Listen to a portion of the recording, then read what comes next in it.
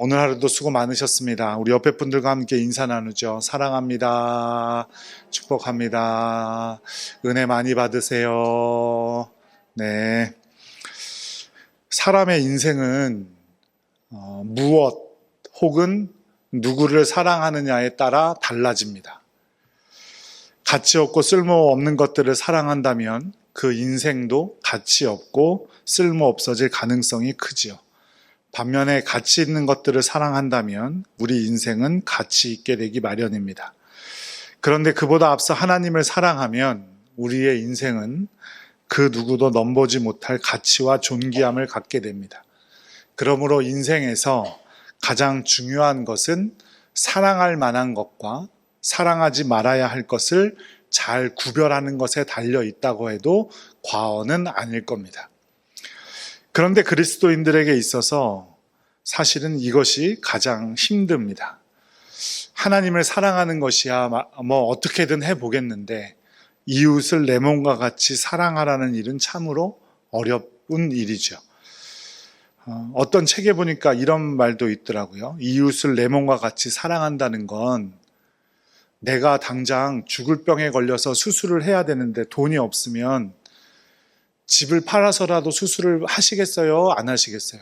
수술하면 낫는데요. 집이 아까우니까 집 안 파시겠어요? 팔죠. 팔아서 수술 받으시겠죠. 그러면 옆에 이웃이 수술을 받아야 되는데 수술 받으면 낫는데 그 이웃이 돈이 없어서 수술을 못 받고 있으면 어떻게 해야 하는가? 내 몸과 같이 사랑하라 그랬는데 극단적인 예일 수는 있지만 참으로 그만큼 이웃 사랑하는 일이 어렵다는 말일 거예요. 도움이 필요한 사람에게 도움을 주고 내 시간을 쓰면서 함께 만나서 식사도 하고 이야기도 나누고 또 내가 손해를 감수해야 하는 것 여간 힘든 일이 아니죠.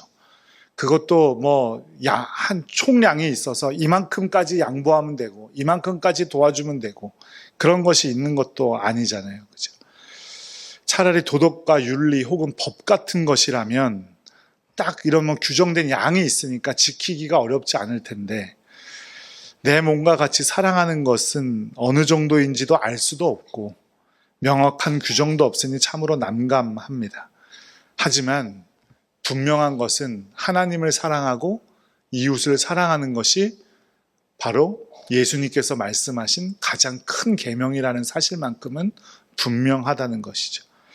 그래서 오늘 본문을 통해서 말씀을 들을 때 조금이라도 더 사랑할 수 있는 하나님과 이웃을 사랑할 수 있는 길로 갈 수 있는 여러분들 되시기를 간절히 축복합니다. 오늘 설교를 듣고 획기적으로 막 확 바뀌어가지고 그렇게 되면 더 좋겠지만 적어도 한 걸음만이라도 더 사랑할 수 있는 길을 선택하는 여러분들 되시기를 간절히 축복합니다. 오늘 본문은 유월절을 앞두고 예루살렘 성전에 예수님께서 들어가신 후의 일이에요. 11장, 이게 마가복음 11장 1절이 그 종료주일 말씀으로 말씀이 시작돼요. 그리고 나서 계속해서 예수님은 마가복음 말씀에 보면 논쟁에 휘말립니다. 11장 27절 이하에 보니까 대제사장과 서기관과 장로들이 예수님께서 성전 정화하는 사건을 두고 찾아와서 무슨 권위로 성전에서 소란을 피우느냐라고 따져 묻죠. 그러니까 무슨 권위가 너에게 있어서 그런 일을 하느냐라고 물어요. 12장 13절 이하에서는요. 바리새인들과 헤롯 땅 사람들이 찾아와서 예수님에게 흠집을 내려고 뭐라고 묻냐면 가이사에게 세금을 바치는 것이 옳으냐 이렇게 묻죠. 그리고 12장 18절 이하에서는요. 부활을 믿지 않던 사두개인들이 한 명의 여자와 결혼한 여러 형제들의 문제로 예수님을 곤란한 입장에 빠뜨리려는 시도를 합니다.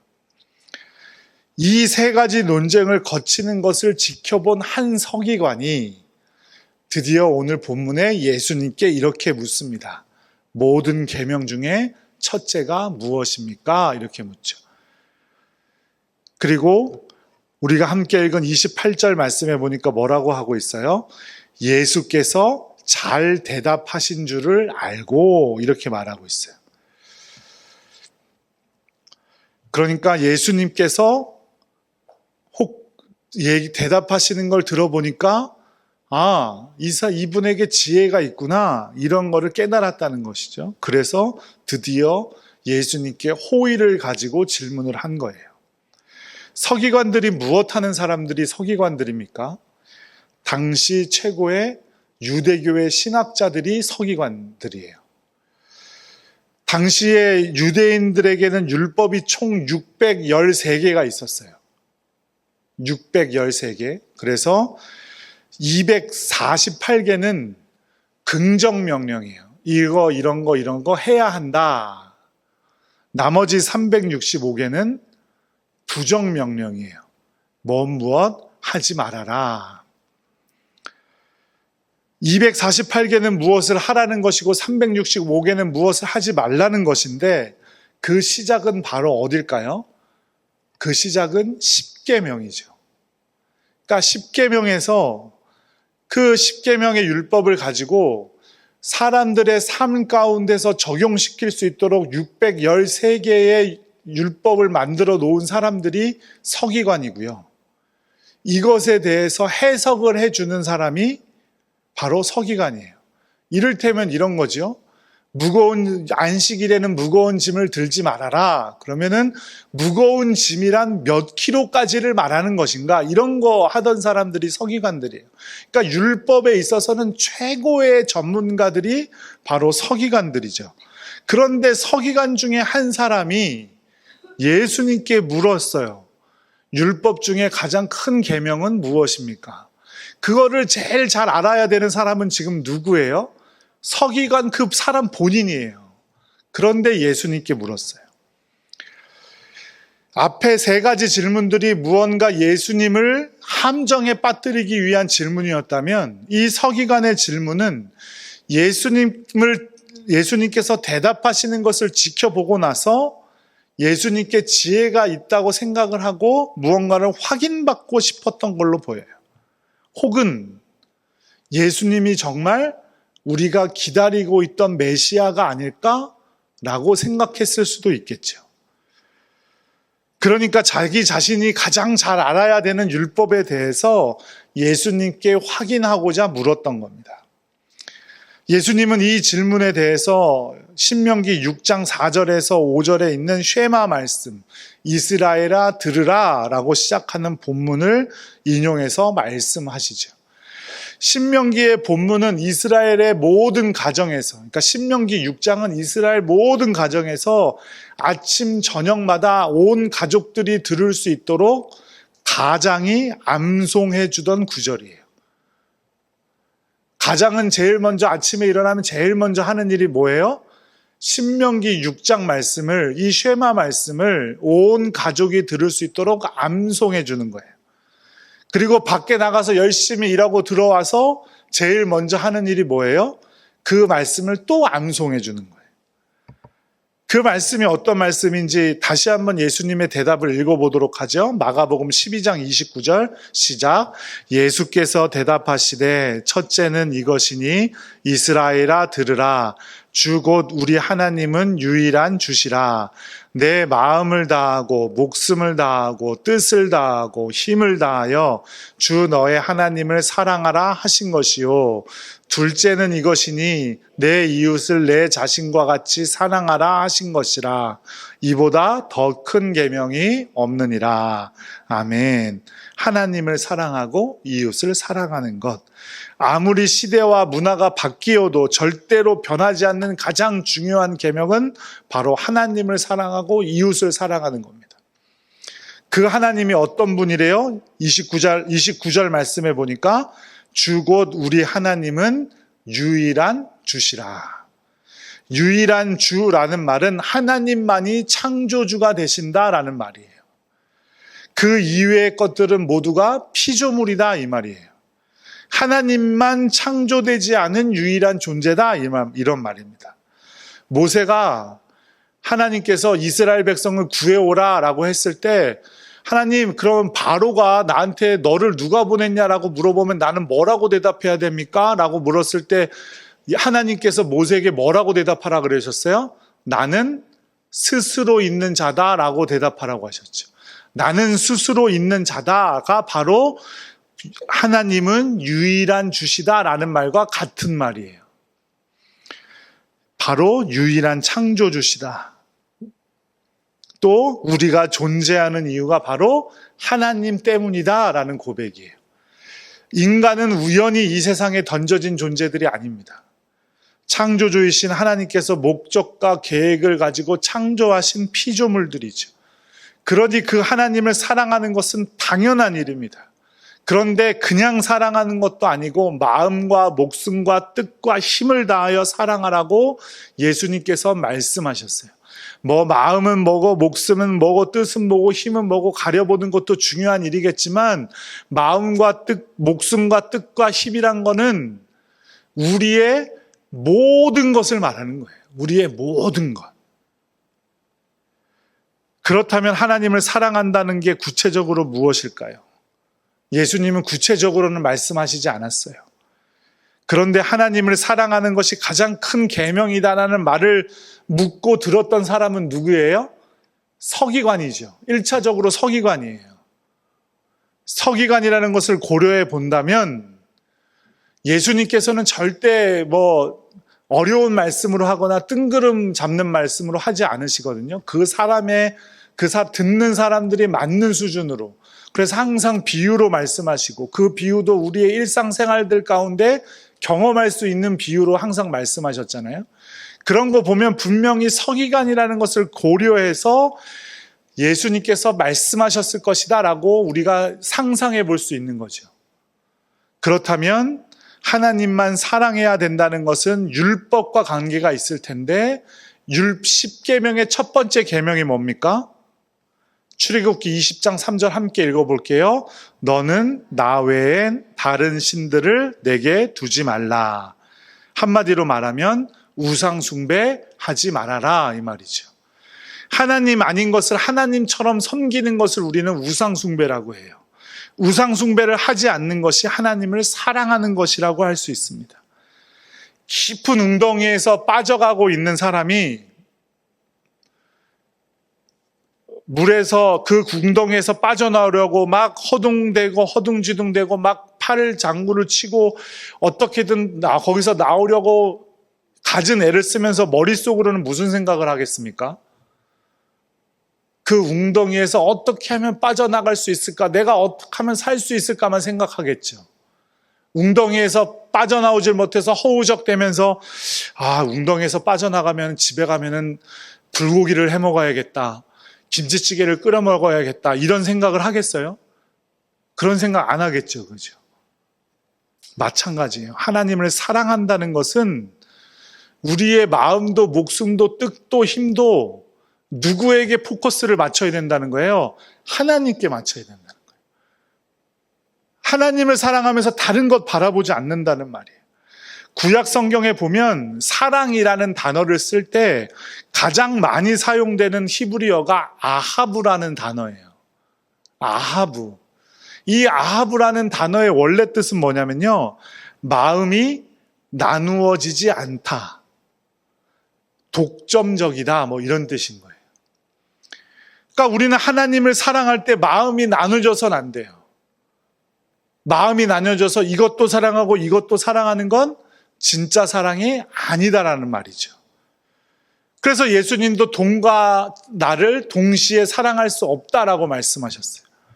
마음이 나누어진 건 뭐예요? 사랑이 아니기 때문이에요. 하나님도 사랑하면서 부처도 같이 사랑할 수는 없어요. 그건 사랑이 아닌 거예요.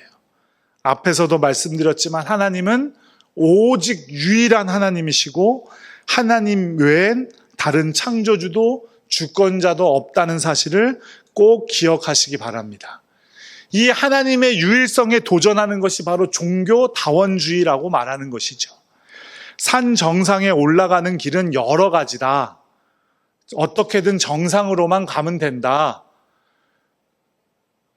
그러니 우리의 종교의 목적은 다 똑같고 사람의 마음의 평안과 미래에 대한, 죽음 이후에 대한 평안함을 누리는 거니까 무엇을 믿어도 그것만 누리면 된다. 이런 게 다원주의예요. 그런 사람들도 있고, 하나님만 사랑해야 한다는 건 너무 배타적이다. 이렇게 말하는 다원주의자들도 있어요. 얼핏 들으면 그럴싸해 보이고 왠지 좀 멋진 지식인 같아 보이고, 하지만 사랑은 원래가 배타적인 거예요. 우리의 사랑과 영광을 받으실 분은 오직 하나님 한 분뿐이시죠. 오프라 윈프리라는 흑인 여성 토크쇼 진행자, 유명한 분 아마 혹시 들어보셨을 거예요. 이 사람이 원래 독실한 크리스찬으로 알려져 있는데, 이 사람이 이런 말을 했어요. 내가 믿는 하나님은 모든 신을 다 포용하는 그런 신이다. 배타적인 하나님은 내가 믿는 하나님이 아니다. 맞아요? 맞아요? 아니에요. 절대 그렇지 않아요. 하나님만이 참된 신이라는 것이 배타적이라고 말하는 것은 말씀을 자기 중심적으로 받아서 그래요. 말씀은 하나님 중심으로 받아야 되는데, 자기 식대로 세상이 편한 대로 말씀을 해석하기 때문에 생기는 사람의 생각일 뿐이에요. 유일한 창조주이신 하나님께서 세상을 창조하신 건 우리를 사랑하셨기 때문이에요. 하나님은 나를 먼저 사랑하시기 때문에 우리와 언약을 맺어주셨고, 나를 사랑하는 것은 어떤 것인지 계명으로 알려주셨어요. 그렇다면 우리가 그 사랑을 받아서 그 사랑을 따르는 사람들이라면 오직 하나님 한 분만 사랑해야 되는 것은 너무나도 당연한 거예요. 그래서 십계명에서 하나님은 자신을 뭐 하는 하나님이라고 표현하셨어요? 질투하는 하나님이라고 하셨어요.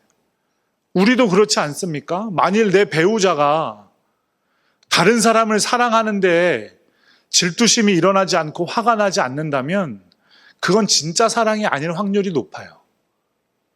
사랑하면 질투하게 되어 있어요. 서로 부부가 한 사람, 서로 상대방을, 아내가 남편을, 남편이 아내를 사랑해야 되는데, 만일 다른 사람을, 내 아내가 다른 사람을 사랑한다고 했을 때 화도 내지 않고 분노하지도 않고, 괜찮아, 다른 사람 사랑해도 괜찮아, 이렇게 말하는 건 포용적이고 배타적이지 않은 거니까 더 큰 사랑입니까? 그렇지 않죠. 괜찮아, 나는 마음이 넓고 포용적인 사람이야. 당신이 꼭 나만 사랑하지 않아도 돼. 당신이 하고 싶은 대로 다 해. 이게 진짜 사랑일까요? 하나님은 사람을 얼마나 사랑하셨냐면 사람에게 자유의지도 허락하실 정도로 사랑하셨어요. 왜냐하면 사랑의 가장 큰 전제 조건은 자유이기 때문이죠. 돈 줄 테니까 사랑해라, 나한테 맞지 않으려면 사랑해라, 이런 것은 진짜 사랑이 아닌 거예요. 하나님께서 사람을 만드실 때부터 로봇처럼 사랑만 하도록 입력시켜 놓았다면 질투하실 필요도 없고 우리도 죄도 짓지 않았을 텐데요. 로봇처럼 입력되어서 그것만 사랑한다면 그것 역시 진짜 사랑은 아닐 거예요. 그러니까 기계는 사랑을 할 수가 없는 거죠. 그래서 하나님께서는 인간을 창조하시면서 자유의지를 주셨어요. 왜요? 인간에게 자유를 줘서 인간이 스스로 하나님을 선택하도록 만드시려고 했던 거예요. 하나님께서 자유를 주면 인간들이 배신하고 죄를 향해 달려갈 것을 모르셨을까요? 저는 분명히 아셨을 것 같아요. 그럼에도 불구하고 우리에게 자유를 주신 거예요. 온전한 사랑을 위해서. 그 온전한 사랑은 언제나 배타적입니다. 그래서 팔은 바깥으로 굽는다고요? 안으로 굽는다고요? 안으로 굽어요. 어떠한 사람도 팔은 안으로 굽지 바깥으로 굽지 않습니다. 그래서 법도요, 자기 친족을 위해서 거짓말하는 건 봐줘요. 내가 만일 증언할 것이 있는데 내 아내나 내 자식이나 내 부모를 위해서 거짓말을 해야 된다면 그거 봐준다고요. 사랑은 언제나 원래가 배타적인 겁니다. 그런데 그 사랑이 배타적이라고 그렇게 기독교만 공격을 하죠. 그럼에도 불구하고 하나님께서는 끝까지 사람을 사랑하시고 스스로 이 땅에 오신 겁니다. 그렇다면 우리는 하나님을 어떻게 사랑해야 할까요? 앞서도 말씀드렸듯이 하나님이 우리가 원하는 일을 해주실 때도 사랑해야 하지만 원하는 일을 해주지 않으실 때도 사랑해야 돼요. 왜냐하면 사랑은 마음이 나뉘지 않는 거니까. 나 좋은 때만 사랑하고 나 안 좋을 땐 안 사랑하고 이건 마음이 나뉜 거잖아요. 나뉘어지지 않는 마음으로 하나님을 사랑하는 여러분들 되시기를 간절히 축복합니다. 사랑은 나뉘면 안 돼요. 사랑은 전부가 아니면 소용이 없어요. 그러니까 우리가 하나님을 사랑하지 않으면 70%짜리 사랑이고 80%짜리 사랑을 하는 게 아니고 하나님을 미워하는 것과 똑같은 거예요.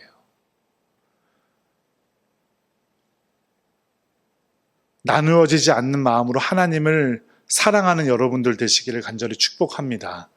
그럴 때 우리는 내가 원하는 것이 이루어지지 않아도 내 안에 만족감을 누릴 수가 있어요. 진정으로 하나님을 사랑하게 되면 나에게 일어나는 모든 일들을 좋은 것으로 받아들일 수 있게 되는 겁니다. 그래서 모든 일에 자유케 된다 이렇게 표현하는 거예요. 모든 일에 자유케 되면 어떻게 됩니까? 사람은 가장 큰 행복을 누리게 됩니다. 그러니 사람이 하나님을 사랑하는 건 하나님을 위한 것이기도 하지만 누구를 위한 거예요? 나 자신을 위한 거예요. 하나님을 사랑하는 여러분들 되시기를 간절히 축복합니다. 미국의 대각성 운동의 선구자였던 조나단 에드워즈가 하나님의 창조의 목적이라는 책에서 이렇게 말했어요. 하나님의 모든 창조 섭리에서 하나님의 최상 그리고 최고의 목적은 무엇인가? 하나님의 창조의 목적은 피조물들의 최고 행복 속에서 하나님께서 영광을 나타내시는 것이다. 이렇게 말했어요. 하나님을 사랑하고 하나님께만 영광 돌릴 때 우리가 가장 행복해진다는 거예요. 인간은 자신의 목적을 제대로 알고 그것을 행할 때 가장 만족함을 느끼며 행복하게 됩니다. 하나님을 사랑하고 영광을 돌리도록 우리는 창조된 사람들이에요. 그 목적대로 행할 때 행복해집니다. 하나님을 사랑하며 행복을 누리는 여러분들 되시기를 간절히 축복합니다. 그 다음은 이웃을 사랑하라는 말씀이죠. 함께 읽겠습니다. 둘째는 이것이니 내 이웃을 내 자신과 같이 사랑하라 하신 것이라. 이보다 더 큰 계명이 없느니라.